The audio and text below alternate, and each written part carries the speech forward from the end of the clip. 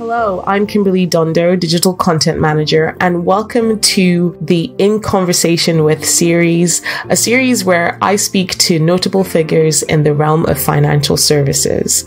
Listen as they share their personal journeys, thoughts on the industry, and advice for aspiring advisors. Today, I am joined by Karis Stander, Managing Director at Investment 2020. So thank you for joining me today, Karis. Thank you, Kim, for having me.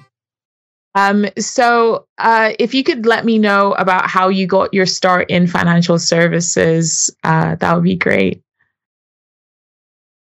So, Kim, I started my career in a slightly unusual way. I'm from South Africa, and I moved to London back in the early 2000s. And I started my career in the rag trade, in fashion, which was completely different. And then by moving to a new country, I found myself quickly and hastily looking for a job, especially as the rand wasn't worth quite as much here in London as it was back home. Yeah. And really it was by accident that I rolled and landed up in financial services. And my career, I've taken on various different roles, and I found myself really having passionate about and seeing opportunity in looking at helping young people and finding their way into work, and seeing this disconnect between financial services firms and how they young people and attract young people into programs, and how young people are seeing the industry. And it's really through that I found my way into where I am today in Investment 2020. Right. So through that, you also, I saw that you had a period of time where you were working at the FCA. Is that something that also kind of informed what you do now with Investment 2020? Yes, working at the FCA was a great time in terms of building my skills in the learning and development area. So it was all about helping regulated firms and helping people understand the policy, and by pulling together various different training programs so they can access that policy and make it understandable. And that all forms part of what we do in terms of helping people understand and relate to the industry. Yeah, I can see how that would probably go hand in hand. Could you let us all know how Investment 2020 came about? What was the idea that sparked it, and how it's kind of become what it is now?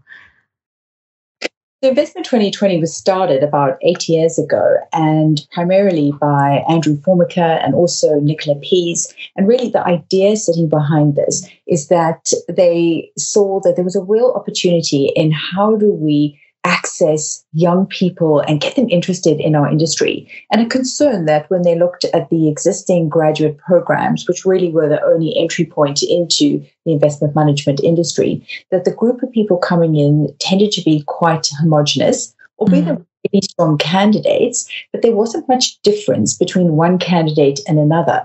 And that was largely down to the whole attraction process, but also in terms of how the programs were structured and the skills that were required. And ultimately, it favored one niche and one group of people as opposed to a broad spectrum. And that obviously is a concern because of the lack of diversity sitting within it. And in particular, our founders looked at their investment teams and they thought, goodness, their investment teams were infinitely more diverse. Even if they did tend to be men and tended to be white men, they were more diverse in terms of their backgrounds, their experiences, their life experiences. And really a concern there was about the narrowing of the intake and what we needed to do to be able to address that. And that's really how Investment 2020 was born, and the concept sitting behind that. And really the whole purpose of Investment 2020 is about driving a forward-thinking, responsible and inclusive industry, and one that attracts young people, develops them, and also retains them, and young people who come from a diversity of different backgrounds. And so we're about providing those opportunities for people who hadn't previously considered a career in our industry, simply because they don't know about our industry, because they don't have connections into the industry and networks, which we often find is how people find out about our industries through those networks. But of course, there's an issue there related to equity of opportunity, and we are not benefiting as an industry unless we are able to access those people who haven't come across our industry. We don't benefit from a high street presence like some of our cousins sitting in financial services. So we're all about bridging the gap between employers in our industry and young people. Yeah, I think that is important because that is also a conversation that is happening with financial advisors. They're talking about how to attract, and I think like something can be gleaned from what you guys are doing at Investment 2020. And so my next question would probably be, what is your approach when it comes to attracting these school leavers? How do you go about doing that? So we run an extensive outreach program with young people, and we reach deep into communities of young people who hadn't previously considered our career and had no networks in our career.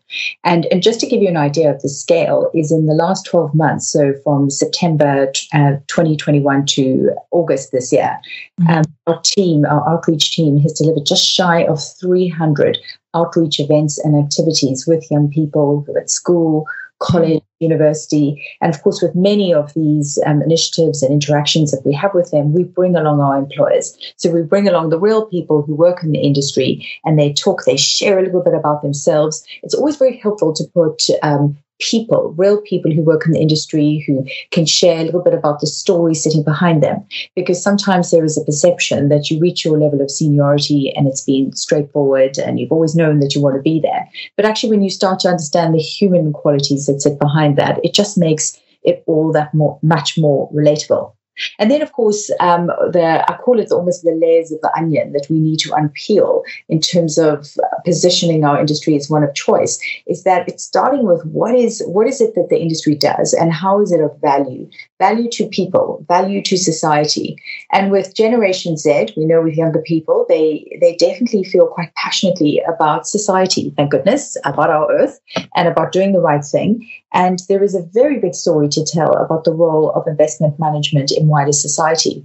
And of course, everybody we speak to is going to be interacting with our industry in some shape or form, because this is about helping them with their own personal wealth and their investment, making sure that they have the money that they need to, especially as we know they're going to be living, 100, some incredible age.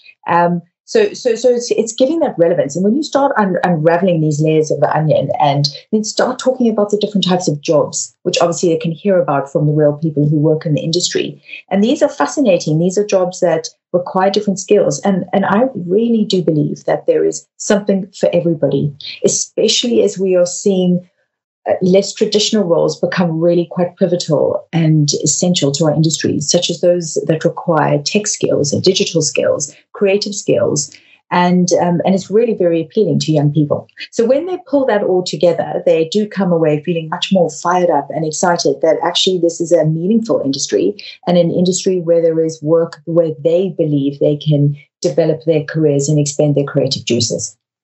Yeah, I think that sounds amazing because, I was a school leaver at one point and I had no idea about, any area of financial services apart from becoming an accountant or you're working in the high street banks, because they're visible to me, but you don't know what goes on in the city or anything like that. So I think it's really important that it's very important work that you're doing. How can this be beneficial? What is the importance for having this systemic change happening within the industry? So diversity, equity, and inclusion is really about talent. It's about talent in all of its forms. And it's increasingly a business priority, certainly for our industry and a board level agenda, but it's also increasingly a business priority across many industries. And the benefits of developing diversity of people within the workforce, people who add and complement a company's culture, as opposed to just being a cultural fit, is that we benefit from bringing in a different set of perspectives that still complement who we are as a business and where we're going as a company. And this does enhance opportunities for innovation and also about mitigating against risks, because, of course, you've got more different vistas in terms of being able to spot risks and mitigate against them. And we can't continue to grow and be innovative if we don't have these additional perspectives that are coming from our team. And it's really, really important that all businesses, within our industry, across wider financial services and pan economy, be aligned with our customers, with our different stakeholders. And by having a workforce that better represents the customers that we all serve, it does help make our industries more relatable. Visibility does matter. So it's not just about a group of people who are running these businesses, but actually it's something that we all participate in.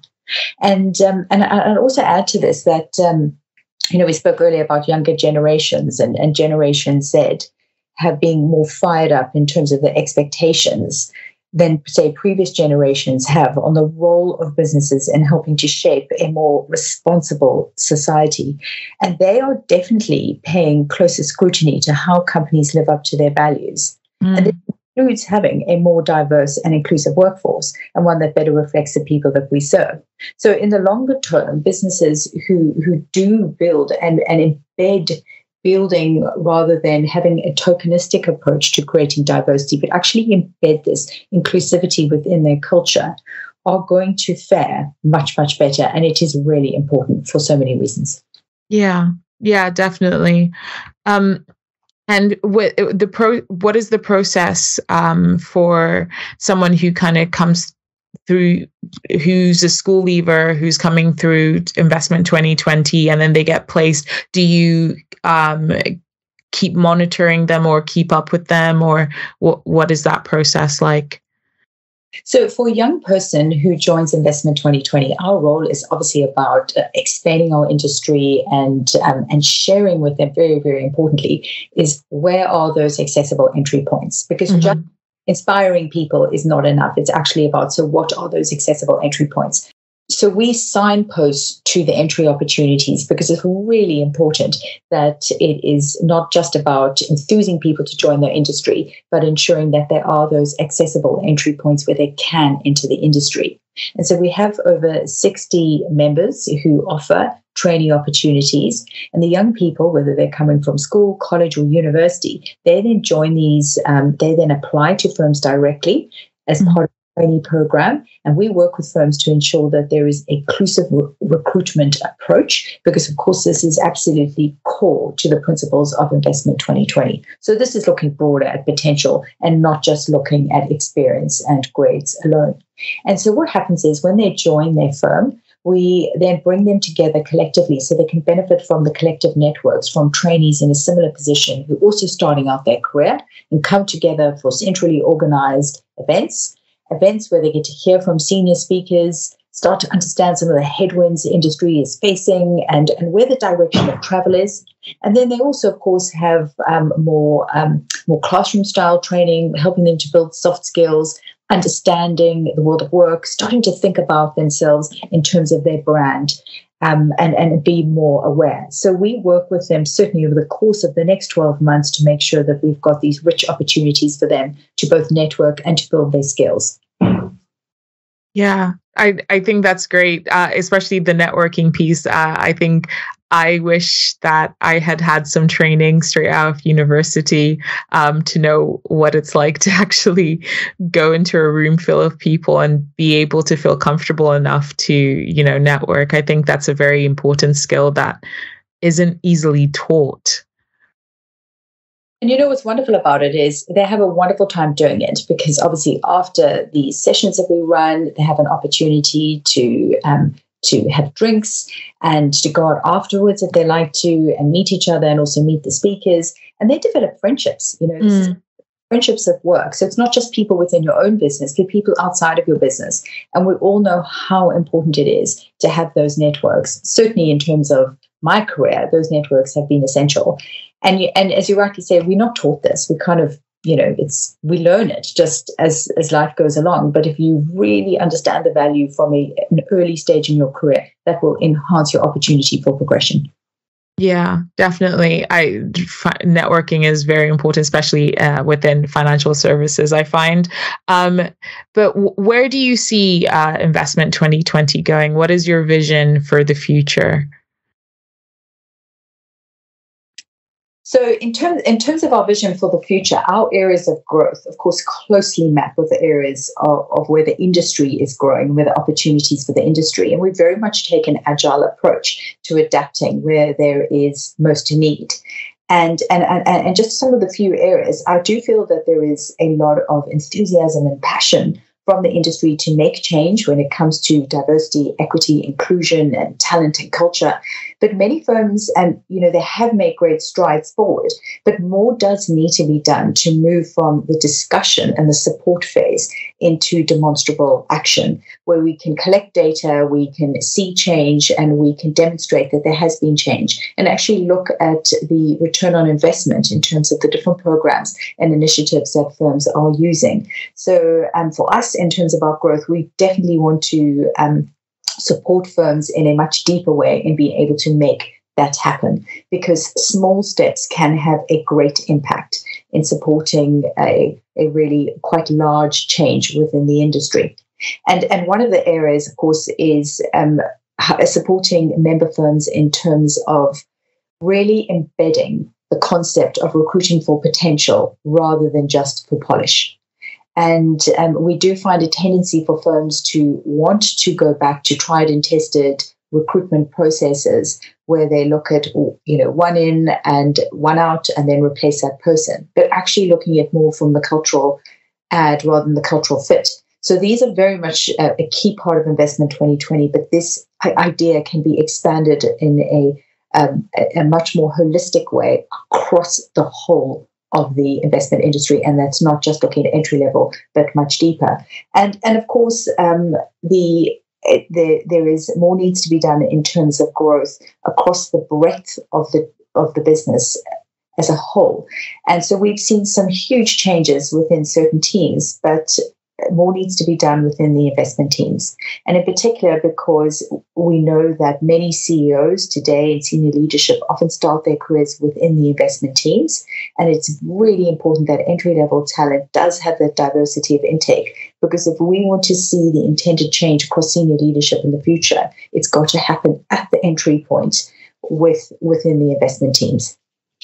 Yeah, I think that sounds amazing. I think that definitely sounds like a really good plan. And I feel like eventually there will be those senior leaderships that represent, the population of the UK.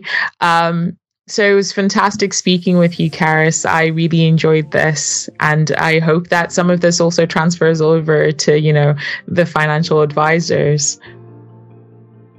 Kim, thank you so much for the opportunity. And yes, I do too. It is such an important area, and making sure that people have the advice that they need and that we have young people who are tapping into the advice. So I would love to see this expand within that area.